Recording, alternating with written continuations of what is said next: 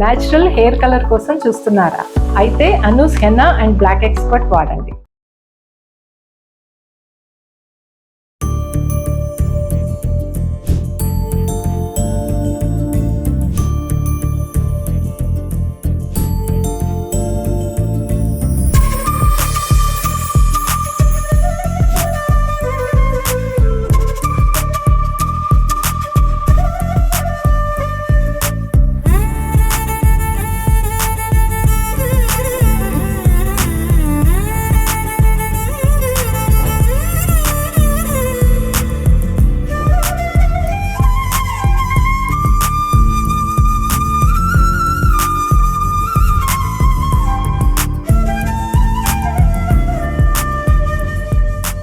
పదే పదే మనం చెప్పిన విషయాన్ని ఎందుకు చెప్పుకుంటామంటే రమ్మగారు, కొత్త జనరేషన్కి ఎవరైతే వస్తున్నారో నెక్స్ట్ తరానికి అందాలి కదా. అంటే ప్రతి సంవత్సరం అదే పండుగ చేసుకుంటాంగా, అదే కానీ అవే మాటలు మాట్లాడు. అదే మన పండగని మార్చలేము, మన సాంప్రదాయాలను మార్చలేము, కానీ విషయాన్ని అయితే ప్రజల్లోకి తీసుకెళ్లాలని కదా ఉద్దేశం. సో కనుమ ముక్కనుమ వీటి గురించి ఒకసారి అండి. సంక్రమణం మరుసటి రోజుని కనుమ అంటారు. ఈ కనుమల్లో కొన్ని చేయకూడదని నియమం ఉంటుంది. కనుమ నాడు కాకైనా కదలదు, కాకైనా కడగదు అంటారు. భోగి నాడు తలంటి పోసుకుని సంక్రమణం నాడు తలంటుకోమనం. అవును. కనుమ నాడు తల అంటుకోకూడదు, తలస్నానం చేయకూడదు, ఒక నియమం అది. దాంతోపాటుగా కదలదు అంటే ప్రయాణం చేయకూడదని ఒక నియమం చెప్తారు. ఈ కనుమల గురించి ఒక ప్రత్యేకమైన విషయం మళ్ళీ ఎప్పుడైనా చెప్పుకుందాం. పండగ గురించి చెప్తున్నాం కాబట్టి మిగిలిన విషయాలు నేను చెప్పట్లేదు. కనుమ నాడు ఊరు దాటకూడదు. పూర్వకాలం పద్ధతి ఎట్లా ఉండేది? పూర్వంలో పల్లెటూళ్ళు ఒక ఊరి నుంచి ఒక ఊరికి కాలినడకన వెళ్ళాలి. అవును. లేదా బళ్ళు అవి కట్టేవాళ్ళు. 2-3 ఊళ్ళకి మధ్యలో చిట్టడుగులు అవి ఉండేందుకు అవకాశం ఉండేది కదా. ఇలాంటప్పుడు ప్రయాణాలు చేయకూడదు, ఈ నడిచి వెళ్ళాలి కాబట్టి ఈ కనుమ పనికిరాదని ఒక నియమం ఇది వరకు ఉండేది. ఇప్పుడు బస్సులని, టికెట్లని, ఫ్లైట్లని, రైళ్ళని, ఆఫీసులని. అవునండి కదా. అందుకని ఏం చేస్తారు ఇప్పుడు జనం? పండగ నాడు సాయంకాలమే బ్యాగ్ తీసుకెళ్ళి పిన్నిగారింట్లో పెట్టి పిన్నింటి నుంచి వెళ్తారు, పక్కింటి నుంచి వెళ్తారు, నిర్గమనం పెట్టుకుంటారు, పరస్థానం అంటారు. పుట్టింటి నుంచి కదలకూడదనే నియమం. ఏ చోటు నుంచి కూడా మనం ఎక్కడికి వచ్చామో అక్కడి నుంచి కదలకూడదు. ఇలాంటిది అయితే అది ఆ రోజున పెట్టింది ఏమిటి? ప్రయాణించకూడదని. నువ్వు కనుమ రోజున బస్సులు కార్లు అవి ఇలా లైన్గా కనపడతాయి మనకి హైవేలో. మరి అదిగా చేయాలంటే ఇది ఎలా కుదురుతుంది కదా. కాలాన్ని బట్టి కొంచెం మార్చుకుంటాం. దీన్ని వదిలేద్దాం ఇక్కడే. పాత పద్ధతిని ఓ దండం పెట్టుకుని మనకి ఇదే అవకాశం ఉంది, అందుకని బ్యాగ్ ఎవరింట్లో ఉన్నా పెట్టి బ్యాగ్ పుచ్చుకుని వెళ్తున్నారు. అట్లాగే పెద్దవాళ్ళు ఎవరో ఒకళ్ళు చెప్తారు ఇట్లా చేయొచ్చు, ఏం కాదు అని. అయితే ఈ కనుమ నాడు మాంసాహారం ప్రత్యేకంగా చెప్పబడుతుంది. ఈ మాంసాహారం అంటే మాంసాహారం తినని వాళ్ళ పరిస్థితి ఏమిటి? అందుకని కనుమ నాడు గారెలు తినాలని చెప్తారు.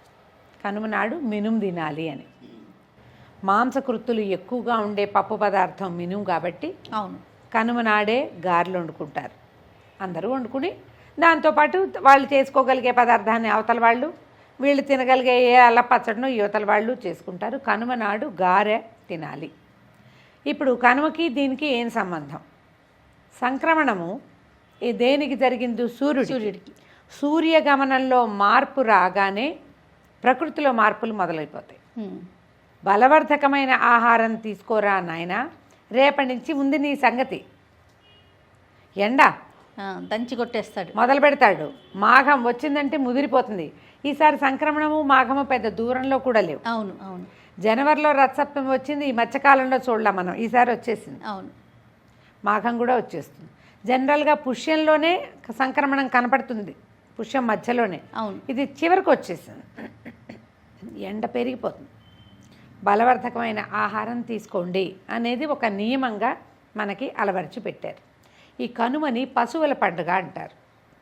ఈ ముందు కాలం అంతా అంటే మనకి ధాన్యాన్ని ఇల్లు చేర్చే వరకు ఎక్కడి నుంచి? ఆకుమళ్ళు పోసిన దగ్గర నుంచి, అంటే విత్తనాలు వేసిన దగ్గర నుంచి ఈ ధాన్యం ఇంటికి చేరేదాకా, అంటే సంక్రాంతి పండగ దాకా బాగా పనిచేసినటువంటి ఎడ్లని, గిత్తలని, కోడలని సేవిస్తారు ఈరోజు.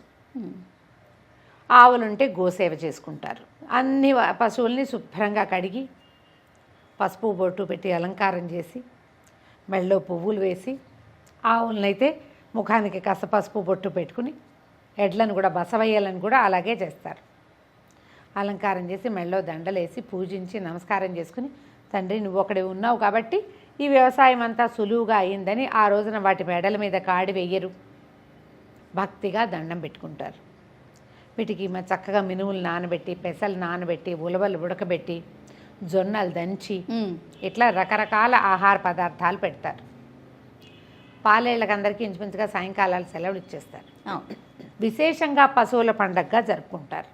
ఎందుకంటే ఈ పశువులు ఉండటం వల్లే వ్యవసాయం సులువుగా జరుగుతుంది కాబట్టి. ఇది వరకు పశువులతోటే వ్యవసాయం. మాకు ఎన్ని జతల ఎడ్లు ఉండేవో, రామారావు, నాగేశ్వరరావు, రాముడు, భీముడు పేర్లు ఉండేవి. చందు, కన్నా, చందు అలా ఉండేవి. ఇప్పుడు వ్యవసాయానికి ఎడ్ల అవసరమైన జనం తక్కువ ఉన్నారు. ఇప్పటికీ మనం ఈ కొన్ని రాష్ట్రాల్లో అయితే ఎడ్ల బళ్ళ స్లోగా నడుస్తూ కనపడతాయి. మన వైపు అసలు ఎడ్ల బళ్ళనే చుట్టాలా మనం. అవునండి. బందర్ వెళ్తుంటే హైదరాబాద్లో బస్ ఎక్కి పొద్దున్నే ఈ చెరుకు ఫ్యాక్టరీకి చెరుకుకి తీసుకెళ్లే బళ్ళన్నీ ఎడ్ల బళ్ళే ఉండేవి. తర్వాత ట్రాక్టర్లు వచ్చాయి, లారీలు వచ్చాయి. ఇప్పుడు అంతా చూడు, విత్తనాలు వేయటానికి మెషిన్లే, వరి కట్ చేయటానికి మెషిన్లే, ధాన్యం ఆడడానికి అన్నిటికీ మెషిన్లు వచ్చేసి. అవునవును. ఇదివరకు ఈ పశువుల మీదే ఆధారపడి వ్యవసాయం ఉండేది మనకి. అందుకని ఇది పశువుల పండగగా విశేషంగా ఇదివరకు చేసేవాళ్ళు. దీంతోపాటు ఏం చేసేవాళ్ళు, ఏమైనా వచ్చిన వాళ్ళకి దానాలు చేసుకోవటం, ఒడ్లు దానం చేయటం, పంచటం, తెలిసిన వాళ్ళకి ఒడ్లు పంపించుకోవటం, తర్వాత ఒడ్లు చక్కగా చిన్న చిన్న కుచ్చులుగా కట్టి అక్కడ ఇక్కడ పక్షులకి ఆహారం ఇవ్వటం. పిచ్చుకలు అవి విశేషంగా తిరుగుతాయి జయ. లాస్ట్ ఇయర్ అంతా నేను ట్రై చేసి అవలా, కానీ ఈ ఏడాది మాకు కూడా బాగా పిచ్చుకలు, రాబిన్స్, బుజ్జి ఒక 15-20 పెట్టెలు వస్తున్నాయి బియ్యం తినడానికి. మాకు ఒక వడ్ల కుచ్చు తీసుకొచ్చి కట్టాలని అనుకుంటున్నాను. అలవాటైంది కదా, ఈసారి పండగప్పుడు ఎవరైనా పంపిస్తే అదొకటి కట్టుకోవాలి. ఈ పశువులకి, పక్షులకి ఇవన్నీ కూడా పర్యావరణానికి మంచివి. పర్యావరణం బాగుంటేనే, పశు సంపద బాగుంటేనే వ్యవసాయం బాగుంటుంది. అవునండి. వ్యవసాయం బాగుంటేనే రైతు బాగుంటాడు, రైతు బాగుంటేనే దేశం బాగుంటుంది. ఖచ్చితంగా. ఈ పండగని ప్రత్యేకంగా దీనికోసం నిర్ధారించి పెట్టారు. కొన్ని చోట్ల పాయసం ఉండి కూడా ఎడ్లకి తినిపిస్తారు. ఎక్కువ పెట్టరు, కొద్దిగా పెడతారు, బెల్లం పెడతారు. వాటి ఆరోగ్యానికి అవకాశం ఉన్న అవసరమైనవన్నీ పెడతారు. ఈ పండగలకి అరటిపళ్ళ గెలలు తగిలిస్తారు తాంబూలాలు ఇవ్వడానికి. అరటిపళ్ళవన్నీ పిల్లలు అరటిపండు తింటుండా తొక్కలు తీసుకెళ్ళి వాటికి అందిస్తుండా. కొన్ని అరటిపళ్ళు కూడా చిట్టివి పొట్టివి 2 ఇచ్చారనుకో, ఒకటి ఆవుకో దూడకో పెట్టేస్తుంటారు. అలా చేసేవాళ్ళం మేము. నాకు ఎక్కడైనా రోడ్డు మీద కనపడితే ఆవు కనపడిందంటే అరటిపళ్ళు కొనుక్కుంటాను నేను. ఏదో ఒకటి వాటిని అట్లా సేవించుకోవాలనే ఒక దృక్పథము మన లోపల ఉండటం. వీటి వల్ల మన మనుగడ ప్రశాంతంగా నడుస్తుంది. వాటితో సహజీవనం చేసేవాళ్ళం ఇదివరకు. అవునండి. ఆ ఆలోచనతో ఈ పండగని ఇలా చేసుకుంటాం. ఈ రోజున ఈ కనుమ నాడు గారెలు వండుకోవటము, తర్వాత ఈ పశువుల పండగ చేసుకోవటము, పశువుల పోటీలు కూడా పెడతారు. ఎడ్ల పందాలు పెట్టేవాళ్ళు ఇదివరకు. కొన్ని ప్రాంతాల్లో ఇప్పటికీ ఉన్నాయి. సరే, కోడి పందాలు లాంటి వ్యవహారం కూడా ఒకటి కనపడుతుంది. ఇది కొన్ని ప్రాంతాల్లో డబ్బున్న వారి ఆటగా కూడా పరిణమించి ఉంటుంది. వారి వారి ఛాయిస్ ప్రకారము. ఇందులో ఏంటంటే డబ్బు, పందాలు అంటే గ్యాంబ్లింగ్ లాంటిది. తర్వాత జీవహింస ఇప్పుడు మీరు మానేస్తే మాత్రం కోళ్ళు తినకుండా ఎందుకుంటారు? అంతేగా, ఆహారంగా ఉన్నాయి కదా అవి. ఈ పోటీ పెట్టడంలో జీవహింస కనపడుతోంది, కానీ అవి ఎలాగూ ఎప్పటి నుంచో పురాతన కాలం నుంచి ఆహారమే. ఇప్పుడు అవి ఆహారంగానే ఉన్నాయి. ఇందులో జరిగేటువంటి ఈ పోటీ ప్రక్రియ, ఈ పై పందాలు, డబ్బు గ్యాంబ్లింగ్ వల్ల ప్రభుత్వం వ్యతిరేకిస్తోంది. కానీ ఆటగా అయితే మా చిన్నప్పుడు కూడా మాకు పాలేళ్ళు కోడి పందాలు ఆడేవాళ్ళు. ఏదో పావలాలు 10 పైసలు ఉండేవి. ఇప్పుడు లక్షల్లో వచ్చింది అది. అవునండి. సరే, ఇక దాన్ని పక్కన పెడితే దానికోసమే ఊళ్ళో వెళ్తున్న వాళ్ళు బోళ్ళంతమంది ఉంటారు. అది ఎలాగూ నడుస్తూ ఉంటుంది. దాన్ని వదిలిపెట్టేయండి. కనుమ నాడు చక్కగా వండుకుని తింటాం, స్నేహితులకి చక్కగా భోజనం పెట్టడం. ఈ కనుమ పండగ నాడు రథం ముగ్గేసుకుంటాం వాకిళ్ళలో. మనము ధను సంక్రమణం నాడు మొదలుపెట్టిన పీటల ముగ్గుల్ని సంక్రాంతి పండగతోటి ఆపేసి కనుమ నాడు రథం ముగ్గేస్తారు. ఈ రథం మీద బలిచక్రవర్తి భూలోకంలోకి వస్తాడని, పాడి పంటలతోటి సస్యశ్యామలంగా ఉన్నటువంటి భూమిని అందరినీ చూసి మళ్ళీ పాతాళ ప్రవేశం చేస్తాడని చెప్తారు. అందుకని వాకిళ్ళు శుభ్రంగా ఉంచాలి. పండగ అయిపోయిందని మానేయకూడదు. ఈ రోజున రథం వేసి తూర్పు నుంచి పడమరకి ప్రయాణిస్తున్నట్టుగా రథాన్ని తాడుని వేసి ఈ తాడుని అందిపుచ్చుకుని పక్క వాళ్ళ తాడు, పక్క వాళ్ళ రథం, దాన్ని అందిపుచ్చుకుని ఆ పక్క వాళ్ళ రథం చొప్పున ఇల్లన్నిటికీ రథాల ముగ్గులు వేస్తే ఈ రథం ఎక్కి ఆ రథం దిగుతూ బలిచక్రవర్తి ఒకప్పుడు భూసామ్రాజ్యానికి చక్రవర్తి అయినటువంటి ఆయన వచ్చి మనని ఆశీర్వదిస్తాడు. మన పంటలు మరింతగా పండేలాగా ఆయన ఆశీర్వాదం మనకి లభిస్తుంది. కాబట్టి మన ప్రాంతం అంతా రథం ముగ్గేస్తారు. అంటే బలిచక్రవర్తి మనకే వస్తాడు. మరి బీహార్లో, మహారాష్ట్రలో వాళ్ళంతా ఏం చేస్తారంటే వాళ్ళ విధానాన్ని వాళ్ళు అవలంబిస్తారు. అంతే, మనం చేస్తాం కదా.